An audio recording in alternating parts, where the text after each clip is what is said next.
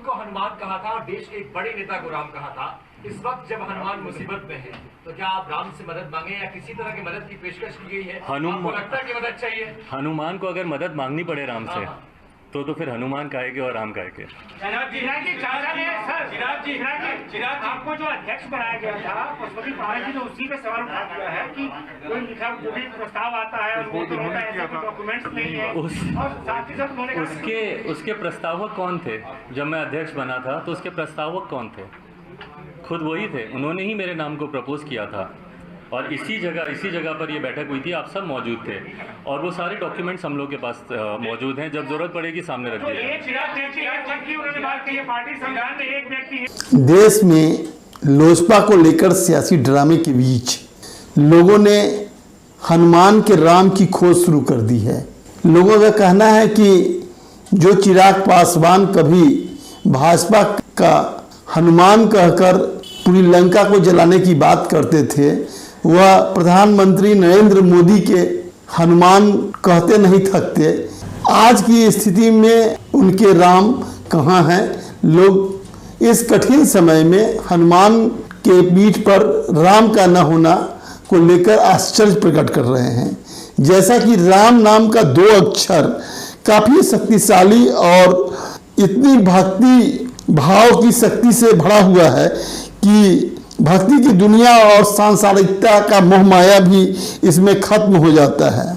कुछ महीने पहले एक राम के हनुमान ने पूरे बिहार में नीतीश कुमार की लंका को जला दिया था, लेकिन तभी से लोग कह रहे थे कि नीतीश कुमार जिस तरह से राजनीति के मजे हुए खिलाड़ी हैं और कूटनीति में माहिर हैं, वह इसका बदला लिए नहीं छोड़ेंगे।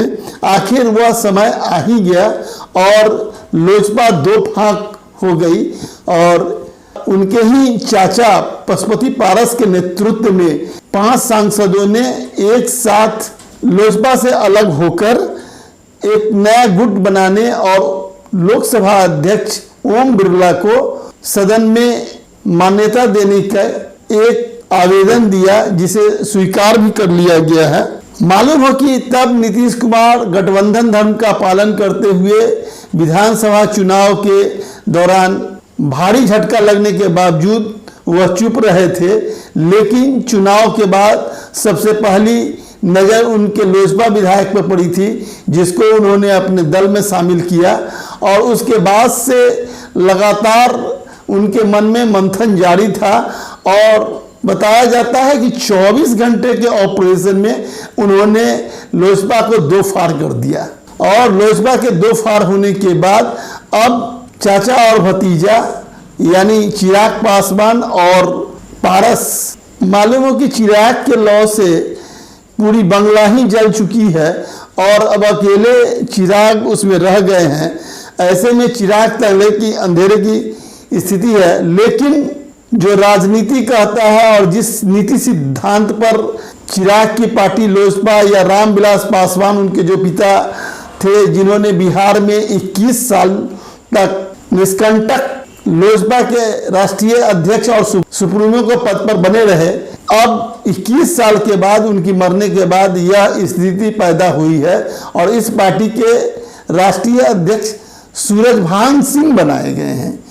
इस बीच चिराग पासवान के पास फिलहाल कोई ऑप्शन नहीं है। कांग्रेस ने कहा कि बीजेपी ने हाथ खींचकर अकेला छोड़ दिया है।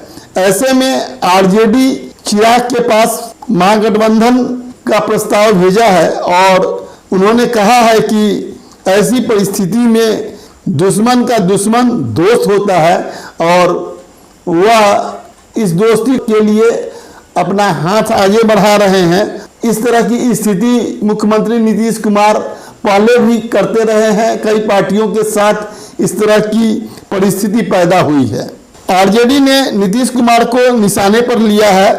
पार्टी के वरिष्ठ नेता शिवानंद तिवारी ने कहा कि मुख्यमंत्री नीतीश कुमार हर पार्टी में अपना एक आदमी बनाकर रखते हैं जो एक समय पर इस तरह के घटना को अंजाम दे देते हैं। सूरजभान ललन सिंह के छोटे भाई की तरह रहे हैं और सूरजभान सिंह को ही आधार बनाकर उन्होंने लोजपा का 2 फाड़ कराया है। इस बीच आक्रोश इतना ज्यादा है कि भले ही पारस के नेतृत्व में लोजपा अलग हो गई है, लेकिन कार्यकर्ताओं का एक बड़ा वर्ग चिराग के साथ भी है और जिसने पशुपति पारस के आवास पर कालिक पोतने से लेकर विरोध प्रदर्शन तक किया है।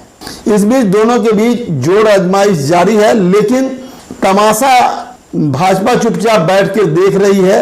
ऐसे में लोग भी अभी नहीं समझ पा रहे हैं कि पार्टी के नेता चिराग के साथ प्रधानमंत्री नरेंद्र मोदी आएंगे या पारस के साथ जाएंगे, पारस जदयू में जाएंगे या अलग गुट बनाकर रहेंगे। ऐसे में लोजपा को लेकर कई संभावनाएं और शंकाएं बनी हुई हैं। धन्यवाद।